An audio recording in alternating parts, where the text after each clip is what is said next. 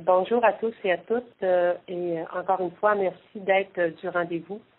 Comme vous le savez, au cours de la dernière semaine, les événements, notamment reliés à la situation des épiceries, IGA, de Passepédiac et de New Richmond, ont été une source de stress pour plusieurs personnes et on comprend, c'est tout à fait normal. Il est cependant important de se rappeler que les personnes qui sont atteintes de la COVID-19 ainsi que celles qui sont en isolement vivent une situation encore plus anxiogène. Nous remarquons à l'occasion également que le sentiment de méfiance s'installe rapidement. Il nous faut tous être prudents à l'égard de cette situation.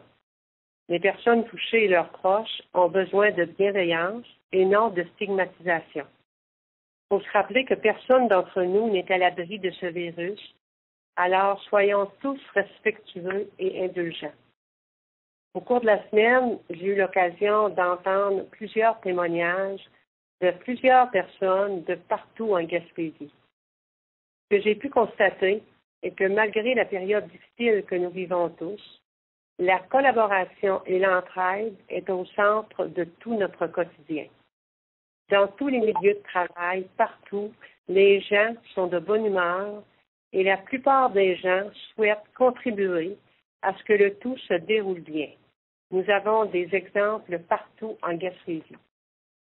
En terminant, une fois de plus, j'appelle à la solidarité et à la bienveillance. Ensemble, soyons plus forts que le virus, agissons les uns envers les autres avec respect. Nous l'entendons toujours et souvent, mais c'est vrai. Ensemble, nous gagnerons cette bataille. Merci beaucoup. Merci. Docteur Bedilji. Oui, bonjour. Écoutez, comme Mme Chantal Duguay vient de le dire, c'est vraiment important cette bienveillance qu'on doit avoir les uns envers les autres. On en a parlé, on est à la veille d'une nouvelle période où on va tranquillement revenir à la vie normale. Le virus va continuer à circuler, donc plusieurs d'entre nous vont éventuellement tomber malades. Et je pense que cette bienveillance-là, qu'on doit conserver les uns envers les autres, va être essentielle pour que tout se passe bien et harmonieusement. Évidemment, cette ouverture qu'on va faire progressivement ensemble, il va falloir la faire dans le respect des consignes aussi.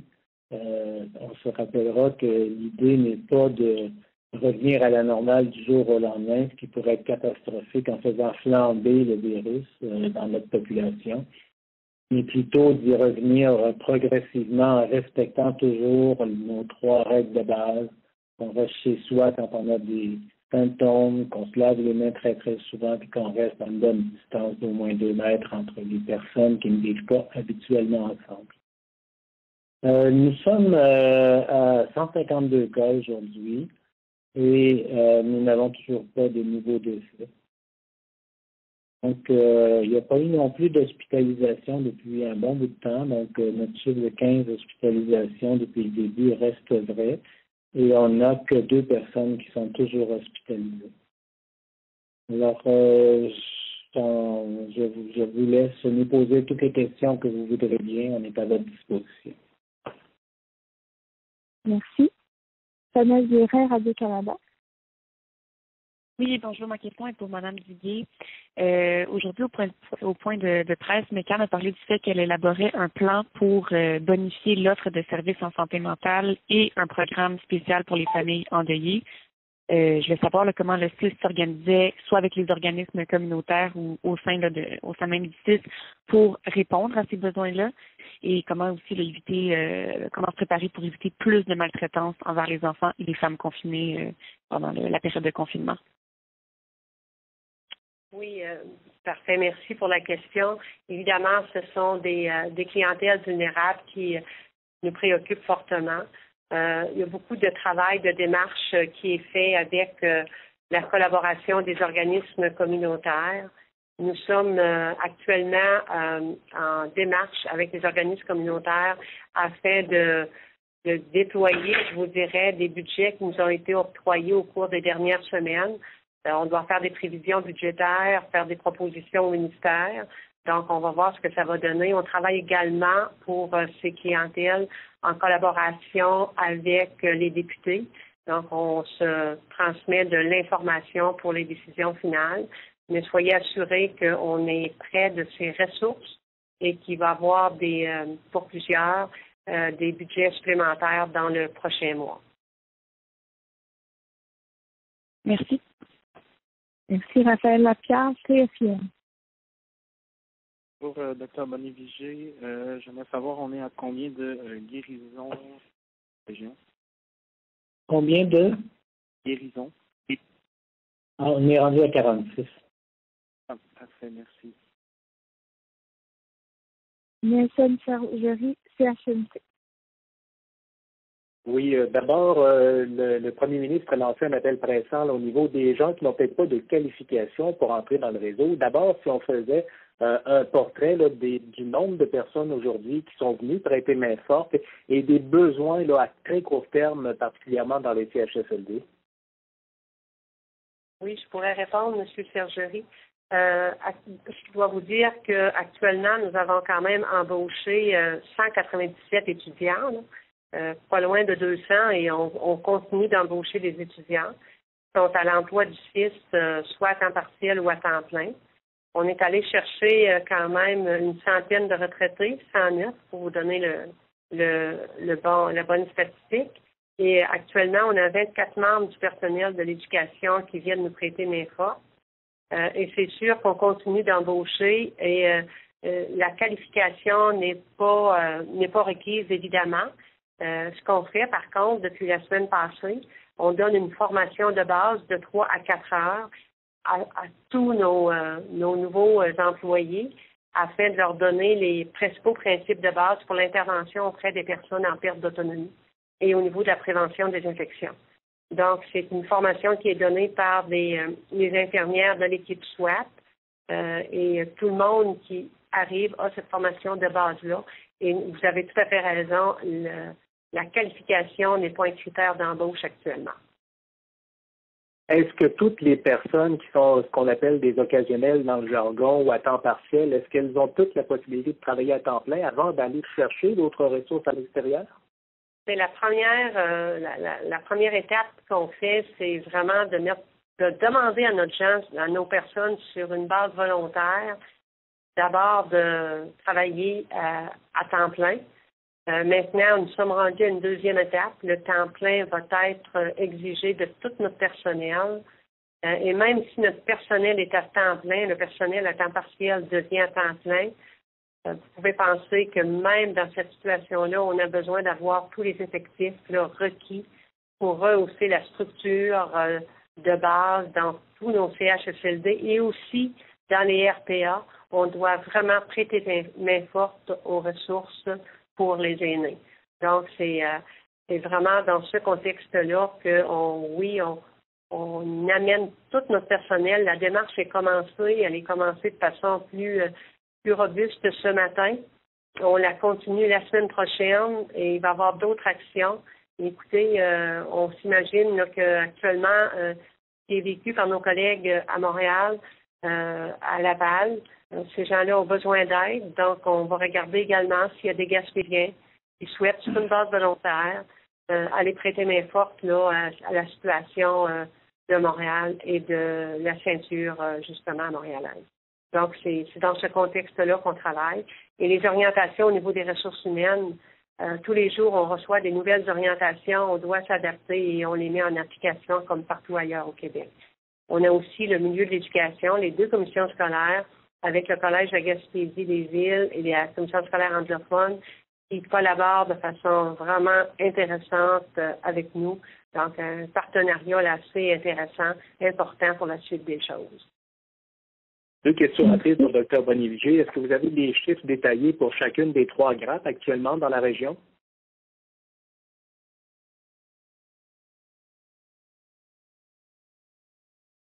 Dr. Bonnevigé. Ah, excusez. J'étais en train de vous parler avec la sourdine. J'avais ça devant moi tout à l'heure, puis là, je l'ai plus. Alors, je vais y aller rapidement de mémoire, donc vous m'excuserez pour les erreurs possibles. Du côté de la grappe du CHSLD de Maria, on serait rendu à une dizaine de cas. Du côté de la grappe qui relève du manoir, on serait autour de 80 cas. Et autour de la grappe IGA, on serait autour de 17. Et de mémoire, ça se peut que mes chiffres ne soient pas précis. Vous avez le nombre de tests depuis le début dans la région? Je ne crois pas. Non. Merci. Richard Valéry, Radio Gaspésie. Oui, vous avez parlé là, qu'il y aurait du personnel de la santé de la région qui pourrait aller prêter main forte dans la région de Montréal. Est-ce qu'on a des chiffres là-dessus ou on sait déjà combien vont aller?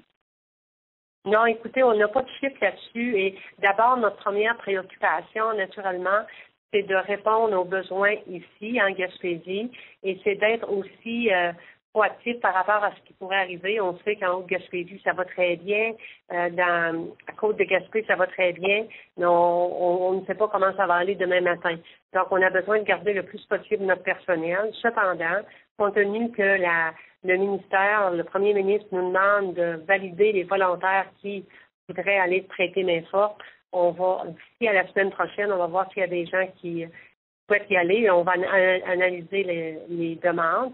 Mais il faut dire que notre priorité, c'est d'abord la Gaspésie. Si on peut, on ira aider. Mais dans des régions où déjà on a de la main-d'œuvre indépendante, c'est surprenant qu'on pourrait libérer plusieurs personnes. Mais j'entends dire, par exemple, qu'il y a un médecin là, qui est peut-être intéressé. Et on va regarder justement avec les gens qui sont volontaires. Et après ça, on va voir la faisabilité des choses. Donc, ça va se dessiner en fin de semaine et en début de semaine prochaine. On a vu aussi. Richard, oui. Désolé, je pense que tu avais le temps. On a vu qu'il y avait beaucoup de personnel absent hier, plus de 9000. Est-ce que chez nous, c'est le cas de personnel de la santé, évidemment, est-ce qu'il y en a des chiffres pour la région de la Gaspésie? Est-ce qu'on a du personnel absent pour maladie ou la COVID ou autre? Là? Écoutez, il y a 2 semaines, je pense que je vous donnais les chiffres, puis ça a peut-être augmenté ou peut-être que c'est resté environ pareil parce qu'on a eu des retours et des départs. Je dirais qu'on est autour de 350 dans la région actuellement. Donc, autour de 350 et les secteurs, chaque secteur, là, on a un pourcentage assez équivalent selon les quotas de population. Donc, c'est autour de 350. Et CHSLD et aussi hôpitaux, là, CHSLD, CLSP, hôpital, tout le personnel de la Gaspésie. On a du personnel également aux îles de la Madeleine, au niveau de la protection de la jeunesse, etc. Là. Donc, tout ça confondu, c'était environ 350. OK. Merci. Julie Rappé, CFM. Bonjour à vous. Est-ce que dans la baie des Chaleurs, vous avez comme information que l'hôpital de Maria fournit bien la pression là, des patients COVID dans les ailes qui sont réservées à l'accueil? Je ne comprends pas vraiment la question. Peut-être me la répéter. Est-ce que vous m'entendez comme ça? Oui, je vous entends. Oui. Est-ce que vous avez comme information qu'à l'hôpital de Maria, avec le personnel qui est absent et puis la pression supplémentaire, les services suffisent aux besoins présentement?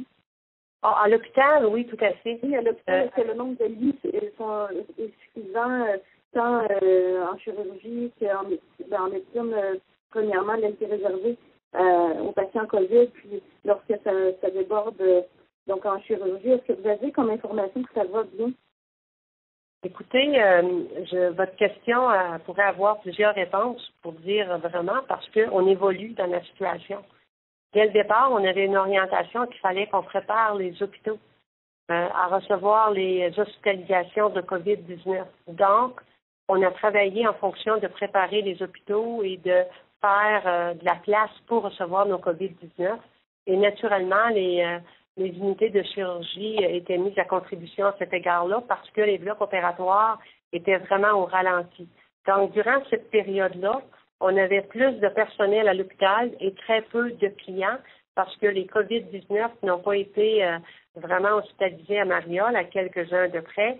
Mais par contre, la situation elle a évolué et à l'heure actuelle, les gens sont en train de regarder justement comment on rééquilibre le tout parce qu'on n'a pas d'hospitalisation, mais il faut prévoir aussi qu'on pourra en avoir parce qu'il va y avoir le déconfinement, mais ils sont en train de regarder la situation avec les lits de chirurgie et d'équilibrer la situation, Mme Drapeau. Mais on évolue là selon ce qui nous est présenté.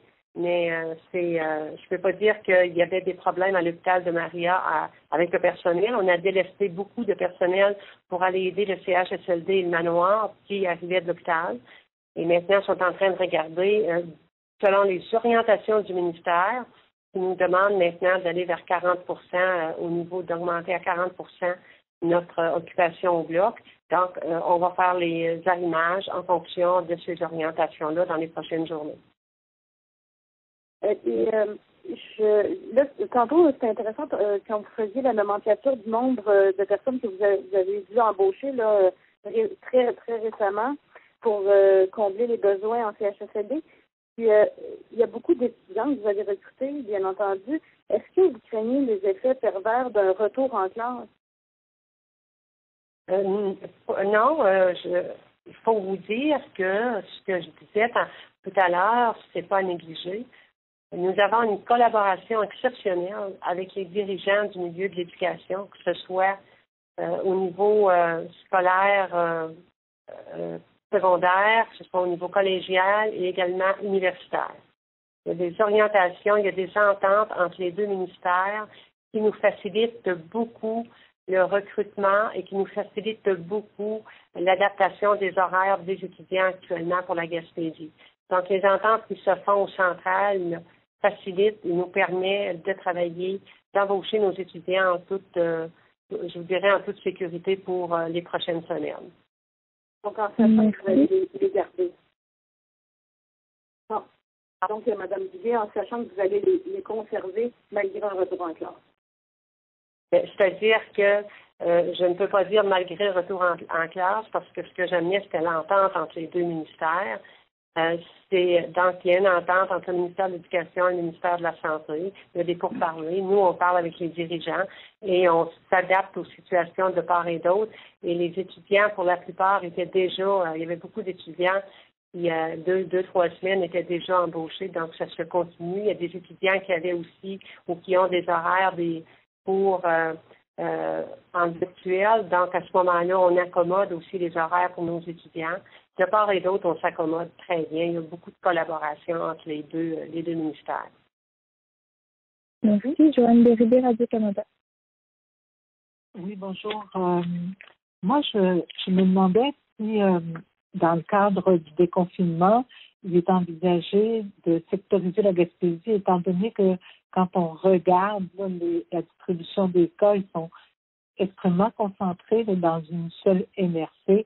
Est-ce que c'est des possibilités que vous envisagez d'avoir un déconfinement graduel, mais peut-être plus dans le versant nord ou dans la côte de Gaspé, en gardant peut-être des frontières un peu plus moins perméables, je dirais, dans la baie des Chaleurs? Je peux peut-être répondre à ça. Le plan de déconfinement est travaillé au niveau national.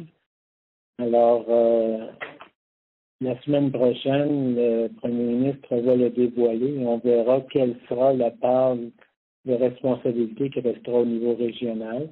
J'ai l'impression, moi, que comme ça va se faire de façon par grand secteur, il n'y aura pas beaucoup de place pour sectionner les régions. Il va peut-être y avoir un déconfinement étagé selon les différentes régions, c'est-à-dire qu'il y a des régions qui auront un déconfinement différent de d'autres régions selon leur épidémiologie, mais ça ne sera certainement pas à l'intérieur des régions. Il ne faudra pas que ce soit possible de penser ça. Peut-être aussi une autre demande. Vous avez dit que vous n'avez pas le nombre de tests par région, mais est-ce que ce serait possible de l'avoir, mettons, une approximation par semaine? La semaine dernière, le Bas-Saint-Laurent a donné le nombre de tests qui avaient été faits, c'était 2000 environ. Alors, peut-être que ce serait possible que la Gaspésie nous donne ça peut-être une fois par semaine pour qu'on ait peut-être une approximation, non? Je prends note, puis je vais le demander. C'est juste que je n'ai pas le chiffre devant moi. Là. Puis si je me mets à fouiller, je ne pourrais pas vous répondre non plus. OK. Merci. J'ai gagné Spec le soleil. Juste quelques précisions au sujet des chiffres. La grappe du IGA, Dr. Bonny-Vigé, j'arrivais à 21 hier, mais j'ai perdu votre chiffre tantôt. Vous aviez 21 hier, c'est sûrement pas 17 aujourd'hui. Hein? Comme je l'ai dit, je n'avais pas le chiffre devant moi, donc je l'ai dit approximativement. On est dans la vingtaine. OK. Dans les 3 cas du jour, est-ce qu'ils sont identifiables à une grappe spécifique? Oui, ils sont identifiables au IGA. OK, les 3. Oui. Donc, on peut présumer que l'IGA est pas loin plus proche de 24 que de 21. Oui. Puis, Mme Duguay, le chiffre de 350 auquel vous faisiez référence tantôt, il correspond à quoi? Il y a des variations dans le volume, des fois, puis j'en perds les bouts. Bien, ça correspond à, M. Gagné, à tout le personnel qui sont absents, soit par maladie, soit par retrait préventif, soit par maternité, toutes les raisons qui font qu'un employé n'est pas présent là, à son travail. Et c'est un chiffre que vous aviez donné il y a 2 semaines. Ben oui, puis il y a 2 semaines, je l'avais donné, puis quand je regarde les départs, puis les retours, on est toujours autour du même chiffre. Vous avez même parlé de 350 à 400, là? Oui, c'est ça. Il y a 2 semaines.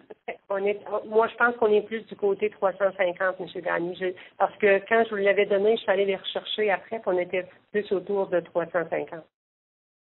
Très bien, je vous remercie. Merci, Jean-Denis. Madame Beaulieu, j'entends juste au niveau des tests, le nombre de tests en Gaspésie, là.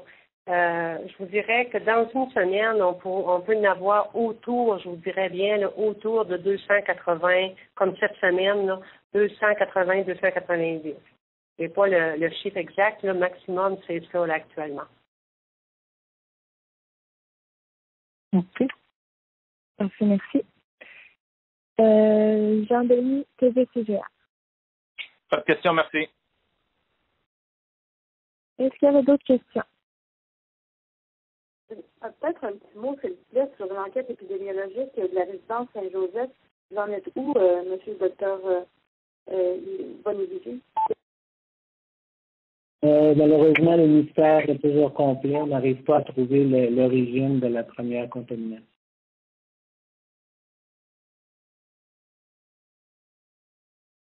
Il y avait d'autres questions? Oui, Radio Canada. Donc, Chanel, oui. Oui, je voulais savoir, donc toujours ma question concernant l'aide pour la santé mentale. Est-ce qu'il y a des organismes déjà là, en Gaspésie que vous avez ciblés qui pourraient aider plus la population? C'est-à-dire qui pourraient aider plus la population. Je pense que déjà nos organismes là, en font beaucoup. Ils ont continué durant la période COVID-19. Ils sont vraiment présents au rendez-vous à l'heure actuelle. Le travail se fait en collaboration avec les services psychosociaux et santé mentale du CIS. Donc, ils travaillent en collaboration, mais je n'ai pas reçu l'information que les organismes devraient en faire plus que ce qu'ils font aujourd'hui à l'heure actuelle. D'accord, merci. Merci. Dernière question. Êtes-vous en mesure de préciser le nombre de cas qui sont de transmission communautaire sporadique, comme vous l'appelez, ou on est tous capables de faire des liens avec chacun des cas déclarés jusqu'à maintenant? Non, on a à peu près, je vous disais, un petit peu moins qu'une dizaine là, de cas pour lesquels on n'a pas retrouvé le lien de base. On n'a pas retrouvé une contamination qui serait à l'extérieur de la région.